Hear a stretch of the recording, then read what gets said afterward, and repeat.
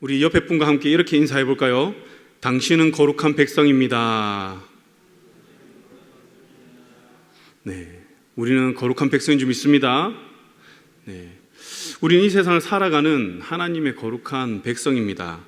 이 거룩한 백성이라는 이 정체성을 우리가 절대 잊어서는 안 됩니다. 세상이 아무리 우리를 삼키고자 온갖 고난과 유혹으로 우리를 믿음을 저버리게 할지라도 우린 그 가운데서 나는 거룩한 하나님 나라의 백성이지, 나는 하나님의 자녀이지, 이 정체성을 굳게 붙든다면 우린 그 미혹에 흔들리지 않고 우리가 굳건하게 나아갈 줄 믿습니다. 오늘 말씀도 하나님께서 세상에서 고난당하는 교회 또 성도들에게 요한을 통해서 환상을 보여주면서 이를 기록하고 또 전하게 하십니다. 이것을 통해서 하나님 무엇을 이루고자 하실까요? 너희는 거룩한 백성임을 기억하고 장차 올 그 하나님의 나라, 그 영원한 나라에 대한 소망을 가져라. 그 소망을 통해서 지금 고난받는 것, 핍박받는 것을 능히 믿음으로 이겨내라 라는 이런 권면의 말씀을 함께 포함하고 있습니다. 요한계시록이 쓰여진 시기는 학자들마다 조금씩 다른데요, 대부분의 주석가들은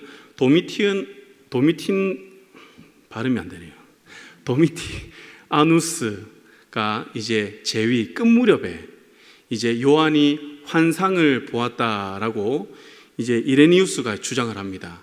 대부분의 이제 학자들은 이 주장을 따릅니다. 그렇다면 당시 어떠한 상황이었는가? 도미티아누스는 이제 자신을 우리 주 하나님이라고 불러라고 명령합니다. 무슨 뜻이죠? 황제 숭배를 강요하는 것이죠. 그럼에 있어서 우리 계시록에 나오는 7지역, 7교회 있죠. 이 지역과 교회는 황제 숭배의 중심지의 역할을 했습니다. 그렇다 보니 그곳에 사는 그리스도인들의 삶은 어떠했겠습니까? 이들의 삶을 요한계시록 13장 15절부터 17절에서 이렇게 표현하고 있는데요, 이렇게 이야기를 합니다. 우상에게 경배하지 않는 자들은 며칠은 다 죽이며 오른손이나 이마에 표를 받게 하며 이 표를 가진 자 외에는 매매를 못하게 했다. 즉 황제 숭배를 하지 않으면 이들은 경제적으로 또 정신적으로 육체적으로 불이익을 당하는 것은 물론이고 목숨까지도 그들은 잃기도 했다는 것입니다. 성경에서는 이러한 삶을 그리스도인의 삶, 거룩한 백성의 삶이라고 이야기를 하고 있습니다. 우리가 대개는 이제 예수를 믿으면 어떻게 생각합니까? 만사형통하고 내가 원하는 그 소원이 이루어지고 그렇게 평탄한 인생을 살 것이라 기대를 하지만 그렇습니까? 그렇지 않잖아요. 성경에서도 그렇게 이야기합니다. 예수를 믿는다고 해서 우리가 만사형통, 나의 모든 소원이 이루어지는 것이 아니라 때로는 환경에 의해서 이러한 고난을 받을 수도 있다, 이러한 고난이 우리에게 찾아올 수도 있다라고 이야기를 합니다. 그렇다 보니 이 교회 안에는 어떠한 일이 일어났을까요? 너무나도 그것이 고통스러워서 교회를 떠나는 사람들도 있습니다. 그리고 교회도 다니고 황제 숭배도 같이 하는 믿음의 타협을 이루는 사람들도 있겠죠. 그렇다 보니까 교회 안의 질서가 어떻겠습니까? 진리 위에 바로 서 가야 되는데 그 진리가 점점 무너지고 퇴색되다 보니까 세상의 철학과 사상이 교회 안에 들어옵니다. 그래서 처음에 그 뜨거웠던 신앙, 예수 그리스도만 외쳤던 그 신앙이 점점 식어져 버리는 것이죠. 이제 그 신앙의 모습이 점점 달라집니다. 그리고 황제 숭배를 통해서 얻는 유익이 너무 좋다 보니 예수 그리스도를 버리고 배도하는 사람들도 생겨나기도 했겠죠. 이렇게 뒤숭숭한 교회 분위기 속에서 하나님께서는 요한에게 환상을 보여주시는데 그 중에 오늘 읽은 이 본문 말씀을 통해서 당시 그리스도인 그리고 이 시대의 그리스도인들을 향한 하나님의 그러한 안타까움과 사랑과 그러한 위로의 메시지를 오늘 전하고 있습니다. 우리는 오늘 이 말씀을 통해서 이 시대를 믿음의 인내로 승리하고 이러한 하나님 마음으로 우리가 굳게 붙들고 우리가 믿음을 굳게 지켜나가기를 소망합니다. 그럼에 있어서 우리 오늘 1절 말씀 우리 같이 읽어보겠습니다. 시작. 또 내가 보니 보라 어린 양이 시온산에 섰고 그와 함께 14만 4천이 서 있는데 그들의 이마에는 어린 양의 이름과 그 아버지의 이름을 쓴 것이 있더라. 아멘. 하나님께서는 요한에게 어린 양이 시온산에 선 것과 또 그와 함께 14만 4천 명이 서 있는 것을 보여주셨습니다. 여러분, 14만 4천 어디에서 이야기를 많이 하죠? 신천지에서 이야기 많이 하죠. 그들은 이제 자기의 그 왕국 안에 14만 4천 명만 구원받는다고 하는데 그렇지 않습니다. 여기에서 말한 14만 4천, 이 성경에서 말한 14만 4천은 거룩한 하나님의 백성의 숫자를 이야기하는 거예요. 그만큼 많다는 것이죠. 어린 양은 우리가 알다시피 누구입니까? 예수 그리스도를 의미하죠. 그리고 시온산은 무엇을 의미하느냐? 바로 성경에서는 시내산과 대조되어서 이 시온산을 이야기를 합니다. 시내산은 어떤 산이죠? 우리가 잘 알다시피 모세가 하나님의 율법을 받은 산이잖아요. 그 율법을 어기면 어떻게 됩니까? 다 죽습니다. 그 율법대로 살아가야만 하는데 이 시온산은 어떠한 산이냐? 아브라함이 아들 독자 이삭을 바치기 위해서 올라간 그 모리아산을 이야기합니다. 다시 말하면 하나님의 은혜를 상징하고 하나님이 거하시는 곳, 하나님의 통치가 있는 산을 의미할 때 시온산을 이야기를 하는 겁니다. 하나님께서는 이 시온산에 구원자를 세우시고 구원자를 통해서 건져진 그 하나님의 백성을 이 어린 양과 함께 영원히 그 시온의 영광을 누리게 하는 것을 보여주십니다. 지금 성도들은 계속해서 고통을 받고 있어요. 그들의 삶은 변하는 것이 없습니다. 그러나 하나님은 이 환상을 통해서 그들에게 말씀하시고자 하는 그 목적이 있다는 것이죠.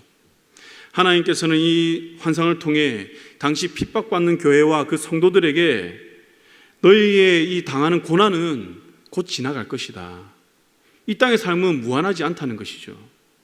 그리고 그 잠시의 그 고난과 미혹을 이긴 자는 영원한 영광과 축복을 누리게 될 것이니 이 소망을 가지고 믿음으로 인내하고 나아가라는 그러한 격려의 메시지를 포함하고 있습니다. 그래서 당시 그리스도인들은 성취될 이 하나님의 약속을 믿고 현세의 영광이 아니라 영원한 영광을 바라보고 인내하며 끝까지 믿음의 길을 걸어갔던 것입니다. 그래서 시온산은 믿음으로 인내하는 사람들이 설 수 있는 산이기도 한 것이죠. 이렇게 시온산의 선자들을 보니 어떻습니까? 특별한 특징이 보입니다. 그들의 이마에 무엇이 있죠? 어린 양의 이름과 아버지의 이름이 쓰여 있다고 합니다. 표식이 있는 것이죠. 계시록 13장 17절에는 나오는 표식과 좀 대조를 이룹니다. 여기에는 13장에는 짐승의 표가 나오죠. 짐승의 이름을 오른손과 이마에 받은 자 누굽니까? 주님은 이들에 대해서 이렇게 이야기를 해요.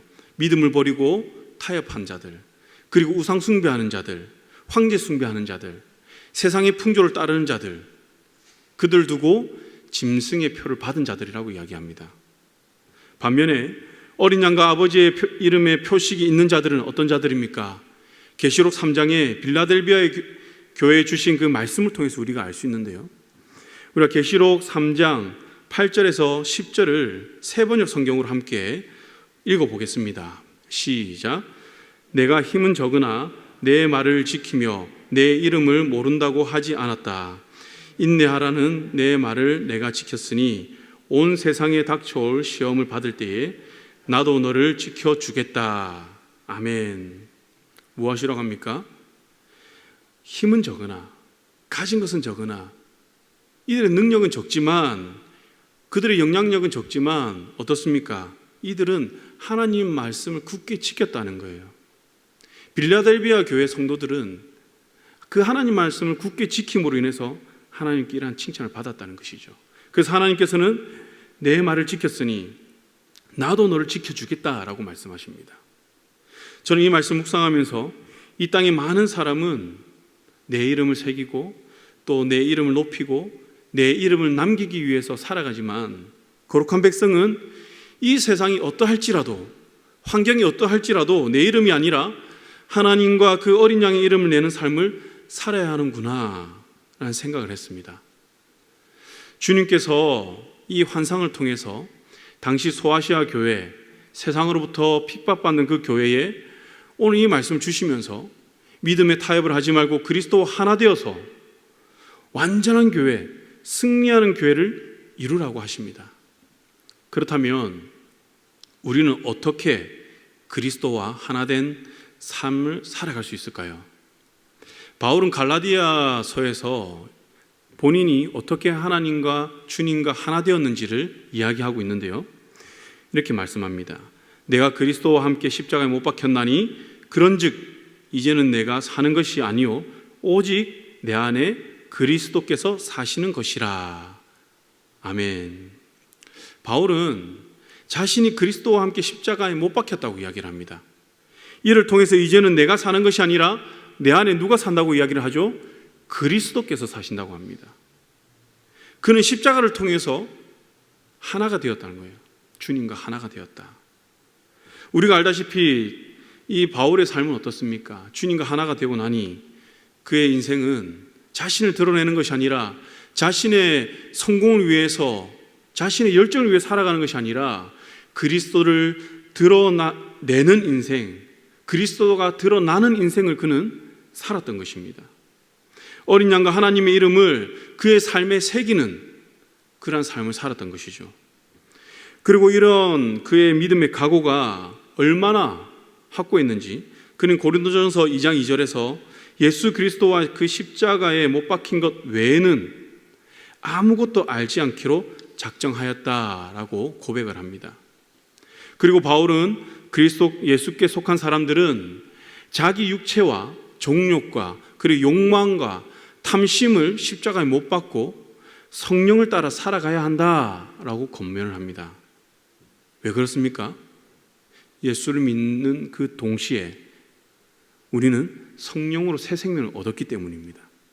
예수를 믿음으로 인해서 우리는 예수와 하나 되었기 때문입니다. 그렇기 때문에 나의 육신의 정욕에 따라 살아갈 수가 없는 것이죠. 내 안에 계신 성령의 인도하심에 따라 우리는 살아가는 존재라는 것입니다. 이와 같은 바울의 고백이 이 자리에 있는 저와 여러분들의 고백이 되기를 축복합니다. 사랑하는 광연의 성도 여러분, 하나님께서는 우리에게 이미 이긴 자, 거룩한 백성이라고 말씀하십니다. 우린 더 이상 세상의 풍조를 따르는 그런 존재가 아닙니다. 우린 그리스도와 함께 십자가에 못 박힘으로 더 이상 내가 사는 것이 아니라 내 안에 계신 그 성령께서 사시는 삶을 사는 주의 백성이라는 것이죠. 그런데 어떻습니까?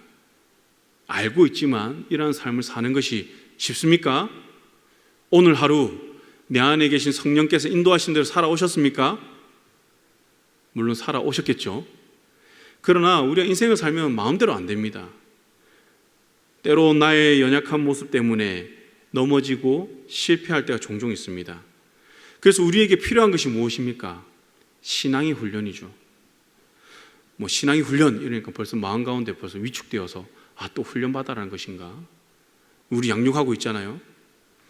막 그 부담을 가지고 이러실 수도 있는데 여러분, 그 부담, 거룩한 부담 우리가 안고 살아가야 되는 것입니다.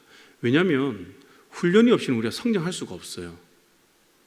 훈련을 행복해하는 사람은 아무도 없을 것입니다, 아마. 왜냐하면 내 마음대로 할 수 없거든요. 내 시간을 내고 내 열정을 투자해야 되고 내가 헌신해야 되기 때문에 나의 어떠한 개인의 정욕을 절제해야 되기 때문에 훈련은 누구나가 다 부담스러워합니다.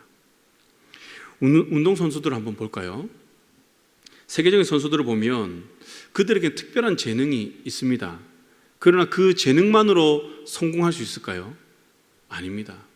그들은 그 재능이 있지만 어릴 때부터 꾸준하게 훈련을 합니다. 내가 놀고 싶은 그 욕심, 그 열망을 뿌리치고 훈련을 합니다. 나의 자유, 나의 시간을 다 포기하고 훈련을 합니다. 우리가 잘 아는 손흥민 축구 선수 있죠. 어떻습니까? 어릴 때부터 친구들과 얼마나 놀고 싶었겠어요. 그런데 아버지 따라서 혹독한 훈련을 어릴 때부터 합니다. 얼마나 경기에 나가고 싶고 개인기를 하고 싶었을까요? 그러나 아버지는 그렇게 시키지 않습니다. 게임에 뛰게도 안 합니다. 기본 몇 년을 그렇게 훈련을 합니다. 프로가 되어서는 어떻습니까? 팀의 동료들이 파티를 열고 유흥을 즐길 때 그는 그것을 포기하고 그는 훈련을 합니다. 아버지와 함께. 그렇게 자기 관리를 하는 것이죠. 그러고 놀고 싶지 않겠습니까? 그러고 자유롭게 살고 싶지 않겠습니까? 그러나 그가 이루고자 하는 목적이 있기 때문에 그 훈련을 그는 견뎌낸다는 것이죠. 세계에는 많은 유망주가 있습니다. 그러나 자기 인기와 그 연봉에 취해서 흥청망청 살다 보니 그냥 유망주로 선수 생활을 마감하는 사람들이 많이 있습니다. 저는 우리 신앙생활도 그렇다고 생각합니다. 사랑하는 성도 여러분, 우리 신앙생활도 자기 관리가 없다면, 자기 훈련이 없다면 우리 성장할 수가 없습니다. 재능 있는 선수가 유망주로 선수 생활이 끝나듯이 우리도 어떻게 보면 거룩한 백성으로 우리가 부름 받았지만 우리가 끝까지 완주하지 못할 수도 있다는 것이죠. 그런데 우리가 이 훈련이 힘들고 귀찮다고 우리가 이긴 자의 삶을 포기할 수 있습니까? 그럴 수 없잖아요. 우린 이미 이긴 자로서 그 길을 끝까지 가야 되잖아요. 그렇게 우리는 무엇을 구해야 되냐면 더 강한 마음, 그리고 하나님께 끝까지 이 믿음의 길을 걸어갈 수 있도록 힘과 능력과 그 도우심을 우리가 주님께 구해야 되는 것입니다. 이렇게 믿음의 승리를 이룬 자들이 오늘 3절 말씀에 무엇을 하고 있습니까? 시온산에서 새 노래를 부르고 있죠. 그런데 이 노래는 어떤 노래냐? 그냥 배워서 부를 수 있는 게 아닙니다. 그럼 어떻게 부를 수 있을까요? 성도가 그리스도와 하나가 되어서 이 세상의 유혹과 핍박을 이겼을 때, 그리고 이 땅에서 그리스도와 함께함으로 하나님의 은혜를 체험하고 또 그 영혼 그 깊은 곳에서 구원의 기쁨을 경험한 자들이 부르는 특별한 노래라는 것이죠. 다시 말하면 내면에서 나오는 그 구원의 감격과 기쁨으로 노래하는 것입니다. 그런데 이 찬양을 우리가 꼭 주님 곁에 가서 부르는 것입니까? 그렇지 않습니다. 이 찬양은 이 땅에서의 삶의 연장선에 있다고 우리가 볼 수 있습니다. 우리 이 땅의 삶과 우리가 그 새 노래를 부르는 것과 결코 분리가 될 수 없어요. 출애굽기 15장 말씀 보면 모세의 노래가 나옵니다. 이 모세의 노래를 가만히 보면 무엇을 그는 찬양하고 노래를 하고 있습니까? 구원의 하나님을 노래하고 있는 거예요. 죽을 수밖에 없는 그 상황, 하나님의 말씀에 따라 그 인도하심에 따라 갔는데 홍해가 가로막고 있습니다. 죽을 수밖에 없어요. 어떻게 빠져나갈 수가 없습니다. 근데 그 상황 가운데서 하나님께 구하였더니 하나님께서 구원의 길을 여신 것입니다. 모세는 그것을 찬양하는 것입니다. 홍해가 갈라진 것, 기적을 본 것, 애국 군사가 죽은 것이 아니라 하나님 말씀에 순종했더니 경험하게 된 그 놀라운 구원의 은혜. 이 찬양은 머리로 배우고 종교적 행위로 부를 수 있는 찬양이 아닙니다. 삶에서 구원의 하나님, 도우시는 그 하나님을 경험한 사람만이 이 찬양을 부를 수 있는 것이죠. 삶에서 이런 찬양이 넘쳐나는 자가 곧 시온에서 새 노래로 찬양하는 것입니다. 그리고 이 찬양이 삶에서 불려지는 것이 거룩한 백성의 삶이기도 합니다. 물론 이 땅에서의 나의 연약함과 부족함으로 우리 인생의 찬양이 불완전할 수도 있습니다. 그럼에도 불구하고 내 삶에서 믿음으로 승리하고 고난 가운데서 만난 하나님을 찬양하는 삶을 살아간다면 하나님께서는 그 길 가운데서 우리를 도우실 것이고 결국에는 완전한 주님의 나라에서 완전한 찬양, 그 새 노래로 하나님께 영광을 올릴 수 있도록 우리를 인도하실 줄 믿습니다. 이러한 거룩한 성도, 14만 4천 명의 거룩한 성도가 이 땅에서의 삶이 어떠했는지 4절과 5절에서 하나님께서는 우리에게 보여주시는데요, 한 4가지 정도로 요약할 수 있을 것 같습니다. 첫 번째, 이들은 핍박과 미혹에서도 여자로 더럽히지 않은 신앙생활을 했습니다. 우리가 간음을 행했다 이러한 뜻보다는요, 이 성경에서는 이 여자는 바벨론, 음녀, 짐승과 같은 의미로 쓰입니다. 특히 오늘 본문에서는 로마 황제를 지칭하기도 하겠죠. 그리고 더 깊이는 사단과 또 악한 무리들과 이 세상의 사상 등을 이야기할 때에 이 여자라는 단어를 사용합니다. 하나님의 뜻을 반대하는 자들. 이들은요, 이 여자들은 하나님의 뜻에 반대하는 자들입니다.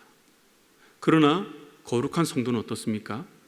이 여자로 자신을 더럽히지 않는 거예요.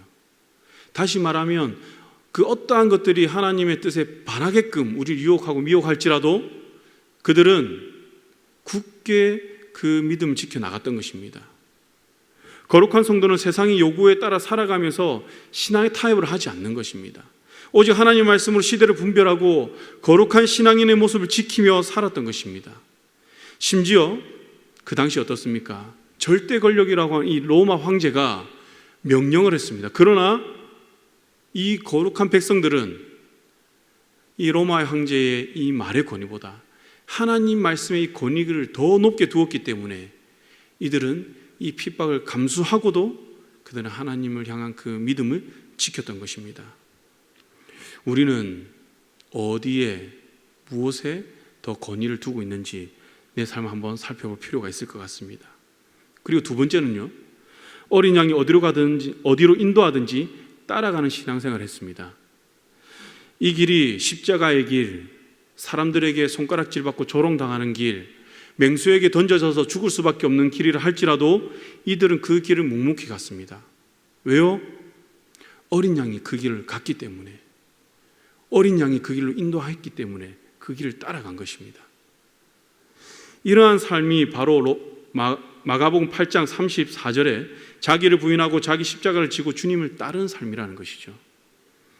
이들은 이 말씀을 삶에서 실현했던 것입니다. 우리 또한 이 말씀이 내 삶에서 실현되기를 소망합니다. 세 번째로 이들은 첫 열매로 하나님과 어린 양에게 속한 신앙생활을 했습니다.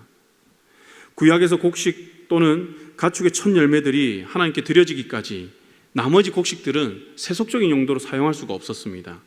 다시 말해서 이들은 어린 양의 피로 구속함을 받음으로 자신을 하나님께 드릴 수 있게 이제 되었습니다. 그리고 또 온전히 하나님께 드려질 때까지 이들은 자신의 몸을 세속적인 것으로 더럽히지 않았습니다. 하나님께 드려지는 것 외에 다른 용도로 사용하지 않았다는 것이죠. 오직 하나님께만 속한 삶을 그들은 살았습니다. 그리고 네 번째로는요, 이들 입에는 거짓이 없고 흠이 없다고 이야기를 합니다. 이들은 거짓 진리를 주장하는 이들과 타협하지 않았습니다. 진리를 미혹하게 하는 자들과 타협하지 않았습니다. 에베소 교인들을 칭찬하신 말씀처럼 이들은 진리의 말씀을 기준으로 삼고 이 거짓을 분별하였습니다. 그리고 용납하지 않았습니다. 그리고 이 거짓을 드러내었습니다. 그리고 그것을 배척했죠. 이들은 이를 위해서 게으르지 않았다고 이야기를 합니다. 이들은 열심을 내었습니다. 진리의 말씀으로 거짓을 분별하기 위해 애를 썼다는 것이죠. 저는 오늘 이 말씀을 묵상하면서 우리를 향한 그 하나님의 그 안타까운 마음과 하나님의 사랑과 위로와 그 격려가 참 많이 느껴졌는데요. 뉴스나 기사를 보면 어떻습니까? 미래에 대한 희망의 메시지는 참 찾아보기 힘든 것 같습니다. 환경 문제로 지구의 수명이 언제 닿을 것이다, 어려워질 것이다. 그리고 우리 자녀 세대에는 개인 부채가 얼마나 될 것이다, 더욱더 힘들어질 것이다. 세계 곳곳에서는 내전과 전쟁, 그리고 기근과 질병으로 많은 사람이 죽어가고 있다. 그리고 성평등이라는 이유로 세계 여러 나라에서는 이것을 헌법 수정함으로 믿음을 지키고 살아가는 그리스도인들이 오히려 역차별을 당하고 있는 것도 봅니다. 그리고 기독교인이라는 이유로 목숨을 잃는 사람들도 아직까지 많이 있습니다. 그러나 이렇게 소망이 없어 보이는 세상의 주님은 우리의 소망이 되셔서 살아갈 힘을 주신다는 것이죠. 그리고 이 세상과 타협하지 않고 거룩한 주의 백성으로 살아가는 그 자들, 이들은 결국 주님의 산에 올라가서 이 땅에서 함께한 그 믿음의 동역자들, 믿음의 선진들과 함께 구원의 그 새 노래를 부르게 될 것이라고 오늘 말씀하고 있습니다. 그래서 계시록 14장 12절에서도 거룩한 성도에 대해서 이렇게 이야기를 합니다. 성도들의 인내가 여기에 있나니 여기에서 그들은 누구를 지칭하죠? 바로 오늘 본문에 14만 4천 명의 거룩한 성도를 지칭하는 것이죠.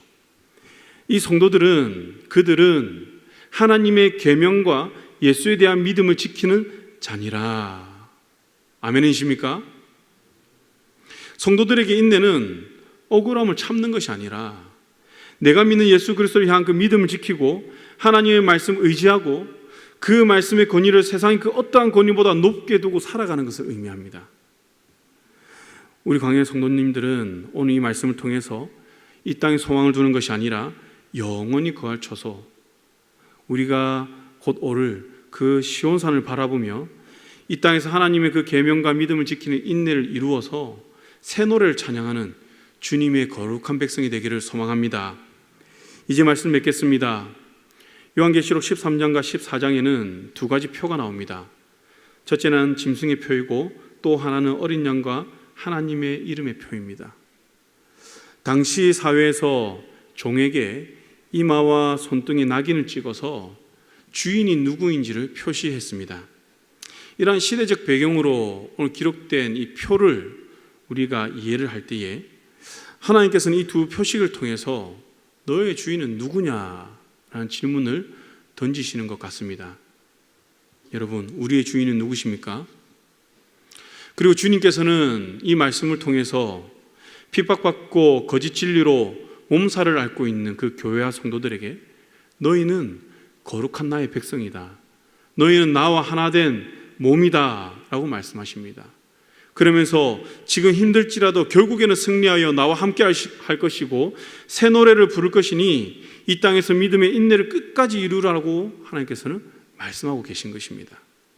그리고 이러한 믿음의 인내를 이루는 삶을 우리는 신앙생활이라고 하며, 성도는 이 신앙생활을 통해서 인내와 사랑 그리고 겸손을 배우면서 이전에 그 더러운 옛사람을 벗어버리고 새 사람을 입게 되는 것입니다. 사랑하는 강연 성도 여러분, 지금 어떤 어려움과 그 고난 가운데 있습니까? 우리는 예수 그리스도를 믿는 믿음으로 승리한 주님의 백성임을 기억하시기 바랍니다. 우리는 세상이 부를 수 없는 새 노래를 부르는 자들입니다. 이 말씀으로 다시 우리의 마음과 믿음을 새롭게 하여서 이 땅에서 믿음의 걸음을 한 걸음씩 걸어가므로 그 구원의 감격과 기쁨의 노래, 이 가사를 우리 삶에 써 나가시기를 바랍니다. 하나님께서는 이러한 저와 여러분들의 믿음의 걸음을 위해서 쉬지도 않고 주무시지도 않으면서 인도하시고 도우실 것입니다. 아멘.